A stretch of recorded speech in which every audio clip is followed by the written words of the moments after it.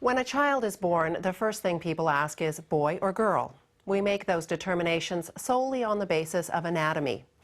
But at some point, gender becomes more complicated.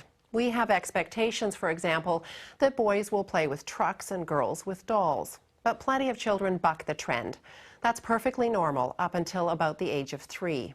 Then experts say kids typically pursue society's conventional gender roles with vigor, to the point where some kids will strongly reject anything that smacks of the opposite sex. What does it mean then if your girl still wants to play with guns, or your boy with Barbies? What about those kids who go even further, saying they not only want to act like the opposite sex, they want to be the opposite sex? And what should parents do if their child is exhibiting any atypical gender behaviors? With us to discuss this complex topic is Dr. Ken Zucker. He is head of the Center for Addiction and Mental Health's Gender Identity Service for Children and Youth. He's also at the center of a heated controversy over whether so-called gender identity disorder should be classified as a mental disorder. Ken, when a child is born, we do say it's a boy or a girl based on what we see. Mm-hmm. Is sex the same thing as gender? No, sex is defined scientifically with regard to biological parameters of maleness or femaleness, whereas gender refers to psychological aspects of psychosexual development. Am I a boy or a girl? What kinds of things do I like to play with? Who do I like to play with? So sex and gender are viewed as different constructs, but often interrelated. Right. What is gender identity then? Gender identity refers to a child's basic sense of self as being a male or a female, or a boy or a girl. And of all the psychological sex differences, of which there are many, gender identity is probably the largest sex difference that we know of, in that most biological males feel like boys or men, and most biological females feel like girls or women. And we know that the earliest signs of gender identity develop sometime between the ages of 2 and 4. So it appears very early in development. All right, Ken. Gender identity disorder, what is that? Well, I think the way gender identity disorder is currently conceptualized is that it refers to a person's profound distress about being a boy or being a girl. And another term that is used in the literature to capture that feeling state is gender dysphoria. And I think in terms of the conversation that we're having so far, I think that as a child psychologist, for me, what is most important is that children grow up to feel good about themselves. And one reason that we see children and youth in our clinic is that they feel profoundly unhappy about who they are. And I think that the clinical issue and responsibility is what's the best way to help a child or a youth have the best possible adaptation to the demands of growing up. All right, but using the word disorder implies there's something wrong, no?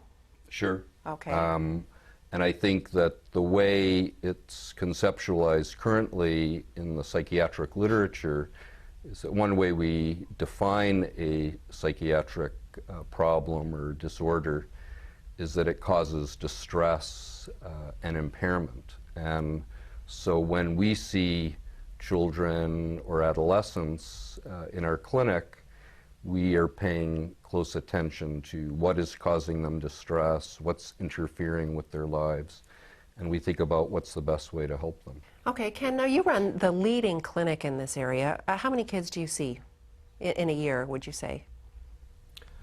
We see about 45 to 50 children and adolescents per year. What age group are we talking about? We see kids anywhere from age 36 months up to age 20.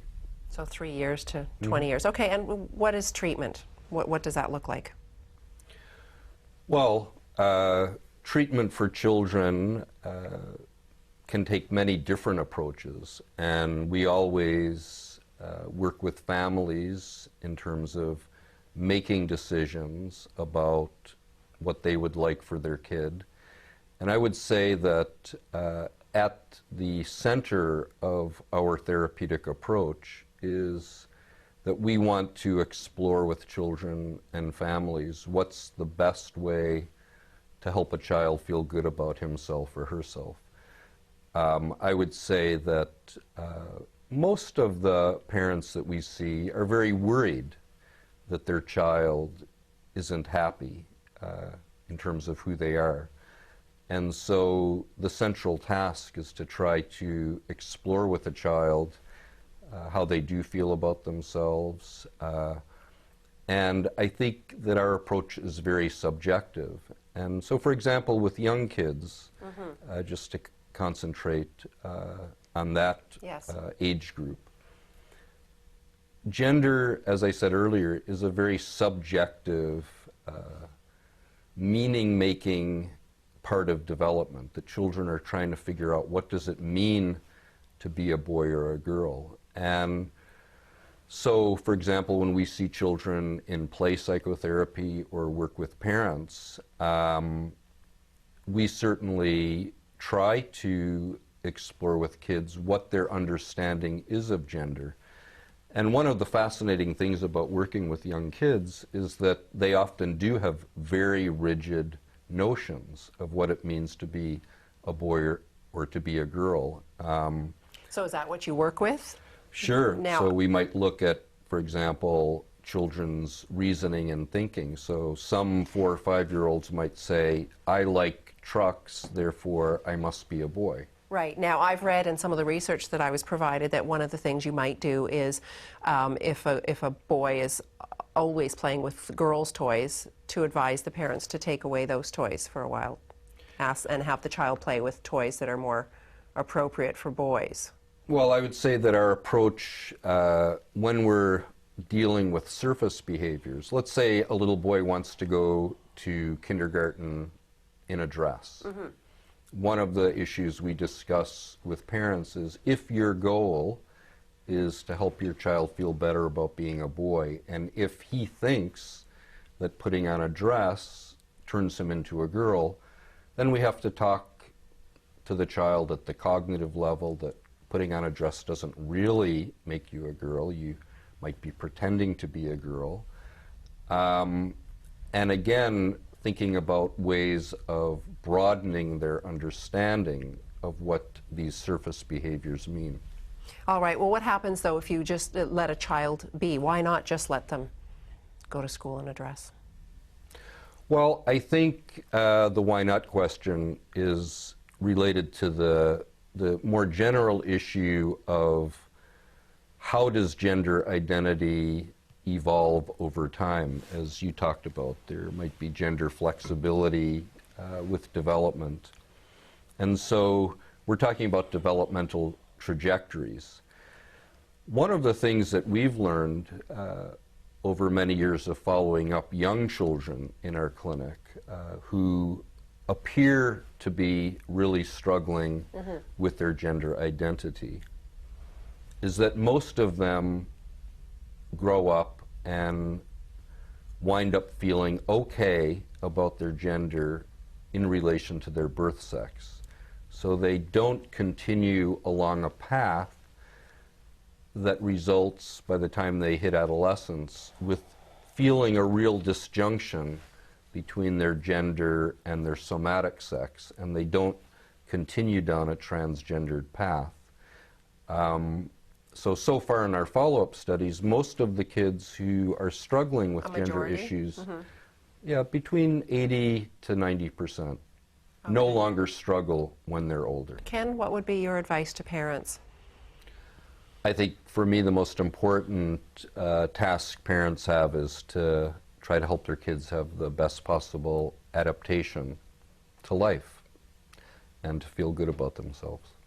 All right. So what are you really trying to say? What do you mean? If a child is showing behaviors that don't conform to our ideas of gender in our culture? Well, I think surface behaviors that are gender nonconforming per se are not indicative of the profound distress that some kids may have about their gender identity. And I think gender identity is a very important aspect of the self, and it does define an important element of who we are as people.